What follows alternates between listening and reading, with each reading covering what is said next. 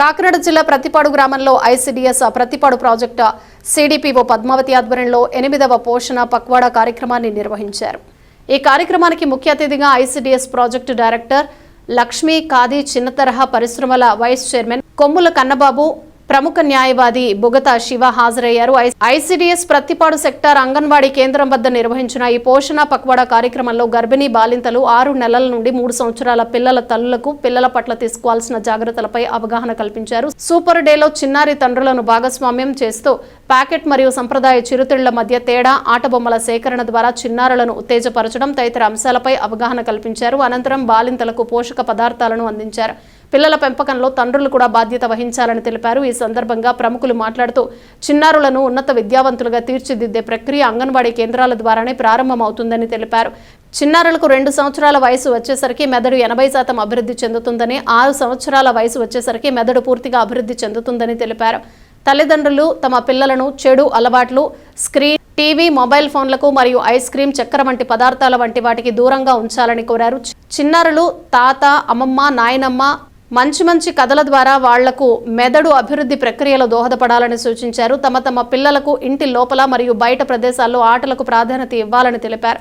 దీని ద్వారా శారీరక నైపుణ్యాలు మెరుగుపడతాయని, సామాజిక భావోద్వేగ వికాసం పెరుగుతుందన్నారు. మంచి పోషకాలు అందించాలని, దీని ద్వారా రోగ నిరోధక శక్తి పెరుగుతుందని, మెదడు అభివృద్ధికి సహాయపడుతుందని ఈ సందర్భంగా వారు తెలిపారు. ఈ కార్యక్రమంలో MPDO Kumar Babu, APM G Srinivasarao, Prathipadu Jaggampeta సిడిపిఓలు టీడీఆర్ పద్మావతి, ఎం పూర్ణిమ, కూటమి నాయకులు మూరా చంటిబాబు, గోపి, సూపర్వైజర్లు వరలక్ష్మి, సూర్యకుమారి, చక్రవేణి, మంగరత్నం, సునీత, ఐసిడిఎస్ టీచర్లు, హెల్పర్లు, పలువురు గర్భిణీలు, బాలింతలు, చిన్నారులు, తల్లులు పాల్గొన్నారు.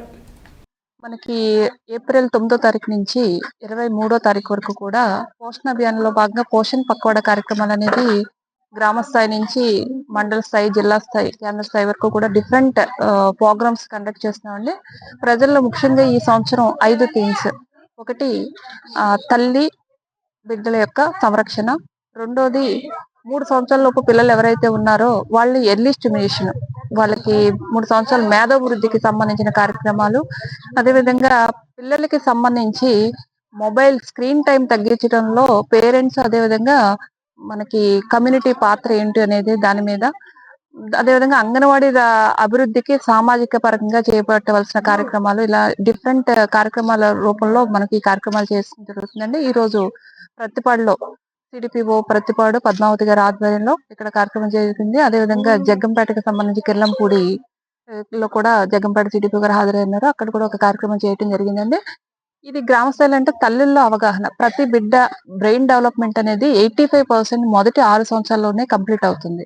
దానికి తగ్గట్టుగా ఇంట్లో తల్లిదండ్రులు వాళ్ళ మేధాభివృద్ధికి సంబంధించి యాక్టివ్ గా చర్యలు తీసుకోవాలి. మనకి గవర్నమెంట్ నుంచి నవచేతన అనేది 3 సంవత్సరాల పిల్లలకి ఏమి నేర్పించాలి, ఎలా నేర్పించాలి అనేది కరికులం, ఈసీసీ కరికులం కూడా మనకి ఇవ్వడం జరిగింది.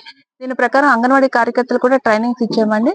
ఇంటికి వెళ్ళినప్పుడు వీళ్ళు ఏం చెప్పాలనేది తెలియజేస్తున్నారు. కానీ తల్లిదండ్రులు కూడా వాళ్ళు ఇంట్రెస్ట్ తీసుకుని పిల్లల అభివృద్ధికి దోహదపడాలని కథలు చెప్పడం, నాన్నమ్మలు, తాతయ్యలు అందరినీ కూడా వాళ్ళ పెంపకంలో ఇన్వాల్వ్ చేయటం, మంచి అలవాట్లన్నీ పెద్ద అయిన తర్వాత నేర్పించితే వచ్చేవి కాదండి.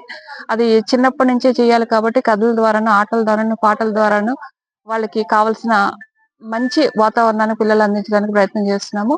మొబైల్ ఫోన్స్, ఈ కాలంలో మొబైల్ ఫోన్స్ ఒక్కటి చాలా ప్రమాదకర స్థాయిలో పిల్లలు కూడా మనం ఇచ్చేస్తున్నాం. అందరి దగ్గర మనమే ప్రాబ్లం ఉంది పెద్దవాళ్ళకి, అదేవిధంగా పిల్లల దగ్గర మరీ ప్రాబ్లం అవుతుంది.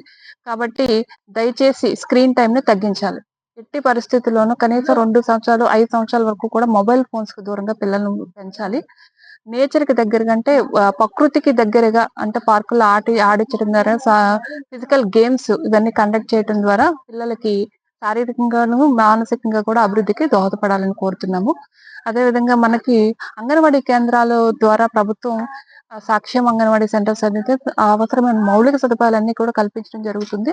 అయితే సమాజంలో మన సెంటర్లు అనేది, అంగన్వాడీలు అనేది మన పిల్లల కోసం, మన కోసం ఉద్దేశించింది కాబట్టి సామాజిక భాగస్వామ్యాన్ని కూడా మేము ఇన్వైట్ చేస్తూ పన్కుడి పోర్టల్ ఒకటి స్టార్ట్ చేయడం జరిగిందండి. దాంట్లో ఎవరైనా సరే రిజిస్టర్ అయ్యి వాళ్ళకి తోచిన సహాయం అందించడం ద్వారా పిల్లలకు అనవసరమైన ఆట వస్తువులు కానీ, బొమ్మలు కానీ, లేకపోతే అక్కడ మౌలిక సదుపాయాలు కల్పించడం కానీ ఉపయోగపడుతుందండి.